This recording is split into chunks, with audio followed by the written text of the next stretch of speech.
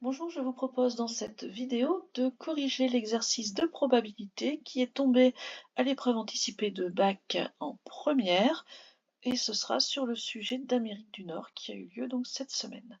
Attention, je m'adresse essentiellement à des premières générales spécialité maths. Je vous propose dans un premier temps de balayer rapidement l'énoncé pour regarder un petit peu quels en sont les grands concepts, puis ensuite nous reviendrons aux questions au cas par cas avec une correction écrite et détaillée commentée. Donc nous sommes dans un contexte classique, une urne avec 10 boules, et on va faire un tirage de 2 boules successifs, et on regardera les gains à ce tirage. On va vous proposer de compléter un arbre de probabilité. Puis ensuite, on va définir une variable aléatoire que l'on va étudier entièrement avec sa loi de probabilité et son espérance. Et on basculera ensuite sur un cas général où la répartition ici sera donc avec n boules rouges et le complément en vert. Revenons sur le contexte pour bien l'analyser, pour voir quels sont les éléments qui sont importants et qui vont nous guider, notamment dans nos calculs. On vous explique donc que dans notre urne, on a 10 boules qui sont soit vertes, soit rouges, indiscernables au toucher. Donc on ne peut pas les différencier. Le jeu. Tout d'abord, il va falloir payer 1 euro pour sa participation. Très important, il va falloir en tenir compte à un moment dans nos résultats. Et en quoi consiste ce jeu? À tirer 2 boules de manière successive. Et on fait très attention toujours.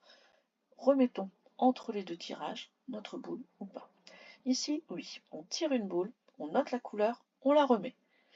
Ça veut dire donc que pour notre deuxième tirage, on va avoir la même répartition que pour le premier, et donc on va pouvoir se resservir des mêmes probabilités. Nos événements sont indépendants.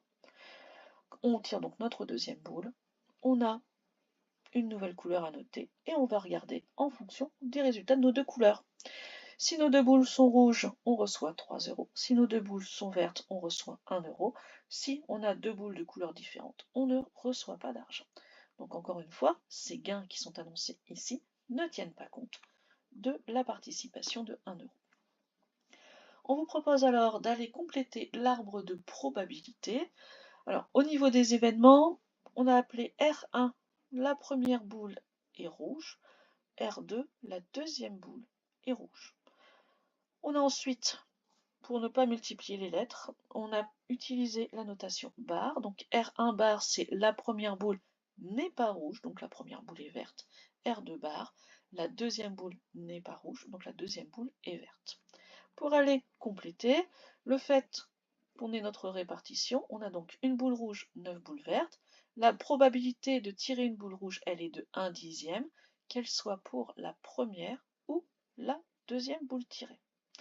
La probabilité d'avoir une boule verte, qu'on note ici donc R1 bar, est elle de 9 dixièmes, que ce soit à la première ou à la deuxième étape. On va alors pouvoir compléter notre arbre de probabilité. Je vais vous le remettre à chaque fois qu'il va être utile pour que l'on puisse suivre. Cet arbre est vraiment une aide visuelle. C'est vraiment là-dessus que vous devez baser tous vos calculs. Ce sera quand même assez simple. On vous propose comme variable aléatoire grand X, qui va donner le gain algébrique du joueur. Alors ce mot algébrique, il pourrait faire peur, je peux le comprendre, mais ça va il expliquer juste après, c'est-à-dire la différence entre la somme reçue et les frais de participation. On vous redit bien que ce 1 euro est très important. Tout d'abord, on vous demande de retrouver les valeurs prises par notre variable aléatoire. Alors là, c'est le moment de l'association entre j'ai un événement qui est rouge-rouge, rouge-vert ou de couleurs différentes, et je vais le changer en variable aléatoire en allant donner une quantité qui lui est associée. Et la quantité, on vous l'explique, c'est donc le gain en ayant retiré les 1 euro. Si l'on tire donc nos deux boules rouges, on va avoir un gain de 3 euros, mais on aura payé 1 euro. Donc au final, on aura 2 euros de plus qu'en arrivant. C'est ça notre gain algébrique. Si on tire deux boules vertes, on gagne 1 euro, mais on avait payé 1 euro, donc au final, ça s'équilibre, on arrive à 0. Enfin, si on tire deux boules de couleurs différentes, dans ce cas-là, on ne reçoit rien, mais on a payé 1 euro. Donc au final, on a perdu 1 euro. Notre variable aléatoire grand X prend donc les valeurs -1, 0 et 2. On vous demande de calculer la probabilité que X soit égal à -1 et on vous la propose. Ça peut être une aide quand même. Donc, avoir grand X égale -1, perdre 1 euro au final, c'est avoir tiré deux boules de couleurs différentes. Donc soit rouge et verte, soit verte et rouge. On retrouve l'utilisation de notre arbre, donc les grandes règles, vous les connaissez normalement, à savoir que lorsque l'on suit un chemin avec des événements qui s'enchaînent, on va multiplier les probabilités que l'on rencontre sur nos branches. Et quand on a plusieurs branches qui nous intéressent, on va additionner les probabilités que l'on va rencontrer pour chacune de ces branches. Donc ici, on a deux branches effectivement qui nous intéressent, rouge et vert, qui correspondront donc à 1 dixième fois 9 dixièmes, ou, là c'est notre plus, vert et rouge, vert c'est 9 dixièmes fois 1 dixième pour le rouge. Voilà, avec les notations évidemment qui vont bien. Donc les premières, ce sont toujours les probabilités de notre événement simple, probabilité de R1 ou de R1 bar. Pour les deuxièmes, nous sommes dans du conditionnel, nous sommes dans du sachant que. C'est la probabilité, par exemple, je vais prendre avec celle qui est écrite ici, la probabilité que la deuxième boule soit verte, sachant que la première était rouge. Alors ici, peu d'importance puisque nos événements, encore une fois, sont indépendants. Bon, au final, vous remplacez, vous calculez, vous arrivez à 18 centièmes, c'est bien ce qui était proposé. On vous demande de terminer le travail en fait en donnant la loi de probabilité de notre variable. Et notre loi de probabilité, ce terme ne doit pas vous inquiéter, c'est simplement la probabilité de chacun des résultats. Donc ici, on a déjà la probabilité que x soit égal à -1. On va faire le même travail pour x égale 2 et x égale 0. Alors ils sont plus simples ces travails, puisque x égale 2, ça correspond à deux boules rouges, et deux boules rouges, nous avons simplement un chemin, donc 1 dixième fois 1 dixième, qui nous donne 1 centième. Quant à x égale 0, c'est quand nous avons deux boules vertes, et dans ce cas-là, nous sommes à 9 dixièmes fois 9 dixièmes. Un seul chemin à nouveau, 81 centièmes.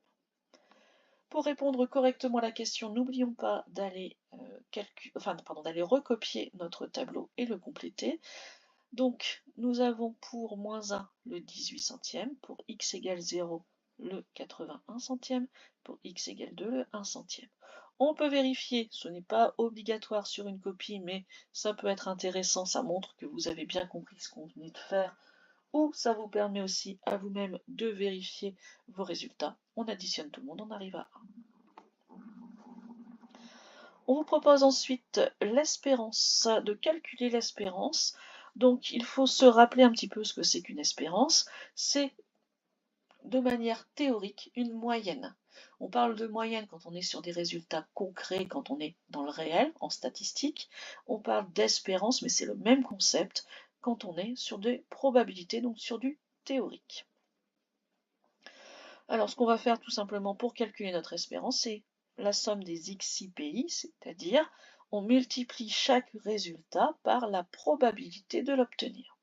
Ici donc, quand on obtient -1, on va multiplier par 18 centièmes, plus 0 fois 81 centièmes, plus 2 fois 1 centième. On va faire nos petits calculs, arriver à -16 centièmes, c'est-à-dire -0,16. J'avais gardé la notation en fraction sur 10 ou sur 100 pendant tout l'exercice, mais là on est sur une fin vraiment de partie, donc on va devoir interpréter notre résultat. Et là, bon, notre espérance, je rappelle qu'on est en train de parler d'argent, donc cette espérance au final ce sont des euros, on ne va pas dire 16 centièmes d'euros, on va parler de centimes ou moins 0,16 euros. Ce que cela veut dire, c'est que notre espérance est négative. Elle est négative, on est en train de perdre de l'argent.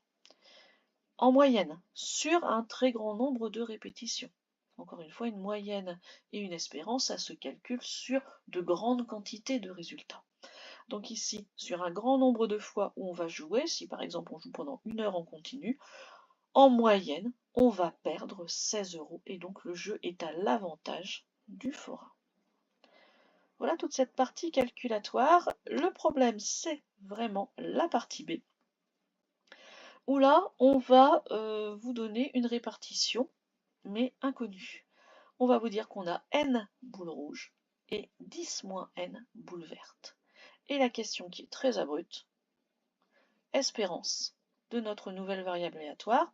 Alors, quand je dis nouvelle, pas vraiment, on a changé son nom, mais elle compte bien la même chose. Y donne notre gain après les 2 tirages. Donc l'espérance avec cette répartition-là. On vous explique bien que, là c'est une question qui est quand même assez touffue, donc toute démarche va être prise en compte. N'hésitez pas à écrire sur votre copie, sauf si vous savez que ce sont de très grosses bêtises, là on va éviter quand même. Donc tout le travail qui a été fait avant doit être refait maintenant avec cette répartition inconnue. Donc vous allez devoir calculer tout d'abord la probabilité de chacun des événements, puis ensuite vous allez devoir calculer la probabilité de chaque événement, mais cette fois-ci avec les 2 tirages, et enfin quand vous aurez les lois de probabilité, allez calculer l'espérance. Allons détailler ça. Donc tout d'abord, probabilité d'avoir une boule rouge, on a n boules rouges sur les 10, donc n dixième. Et probabilité d'avoir une boule verte, 10 moins n dixième, le restant. Alors, j'ai un petit peu allégé ici les notations. J'ai mis R pour rouge et V pour vert. On a déjà bien assez à faire dans cette question-là. Et on voit que nos 2 tirages sont indépendants puisqu'il y avait une remise. Ça va nous permettre d'abréger un petit peu nos calculs. Donc, lorsque l'on a x égale 2, on a tiré 2 boules rouges. Donc, on a n sur 10 fois n sur 10, une probabilité de n carré sur 100. Quand on a tiré 2 boules vertes, le gain est de 0, donc grand Y est égal à 0.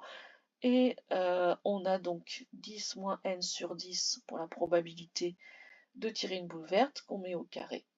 On peut passer le 10 au carré pour être sur 100. Par contre, au numérateur, on verra ce qu'on en fait. On peut développer tout de suite, mais on verra.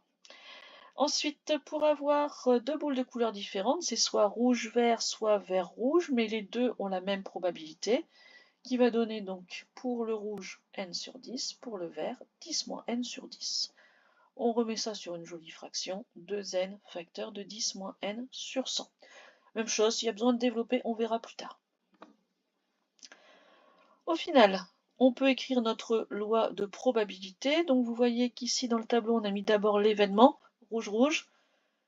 La variable aléatoire, sa valeur, ça sera 2, et la probabilité qui lui est associée. Comme ça, on a le concret, on a la variable aléatoire et la probabilité pour pouvoir calculer. Notre espérance, 2 fois n carré sur 100, plus 0 fois la probabilité d'avoir 0, plus moins 1 fois 2n facteur de 10 moins n sur 100. Alors, j'ai passé un peu plus rapidement sur le second terme puisque on est dans une multiplication par 0. Donc, on n'a pas besoin réellement d'avoir développé ni quoi que ce soit. Attention ici, gros piège à cause de ce moins central. Quand on va essayer de retrouver la formule qui vous est donnée dans l'énoncé, vous allez devoir ici mettre au même dénominateur. Et ensuite, développer, réduire. Donc 2n carré, moins ici 20n. Et attention, moins avec moins, plus 2n carré. Au final, on obtient notre 4n carré, moins 20n, sur 100 qui était annoncé dans l'énoncé. Pour finir, on vous demande d'utiliser cette formule pour voir quand le jeu est équitable. On avait vu qu'avec notre première répartition, on avait une perte de 16 centimes. Ici, on veut que le jeu soit équitable. S'il est équitable, ça veut dire qu'on repart avec la même chose que ce qu'on avait quand on est arrivé, et le forain de même. Donc notre espérance doit être égale à 0. L'espérance, on vient de la calculer, c'est le 4n carré moins 20n sur 100. Donc s'il est égal à 0, ça veut dire que 4n carré moins 20n est égal à 0. Alors on peut travailler de différentes façons. Je ne vous conseille absolument pas de passer le moins vingtaine de l'autre côté parce qu'on va avoir une tendance à vouloir simplifier par n et oublier un k. Donc factoriser, ramenez-vous à une équation produit nul ou utilisez le discriminant. C'est peut-être un gros outil pour pas grand-chose, mais ça fonctionne aussi très bien. Au final, on obtient que n est égal à 0. Ça veut dire que notre jeu est équitable si l'on n'a que des boules vertes. Ce qui est logique puisqu'on va forcément tirer 2 boules vertes. On gagne 1 euro, mais on a payé 1 euro. Donc au final, on n'a rien. Deuxième répartition qui est équitable, c'est pour n égale 5. Donc une répartition avec 5 boules rouges et 5 boules vertes. Alors on pourrait se dire, oui, c'est logique que ce soit équitable. Non, ça va quand même dépendre de nos gains. Si on change, par exemple, les 3 euros de gain, ça ne va plus nous donner exactement la même chose et ce ne sera pas la même répartition. Bon, les aides un petit peu maintenant générales sur cet exercice. Je reviens sur l'énoncé de départ.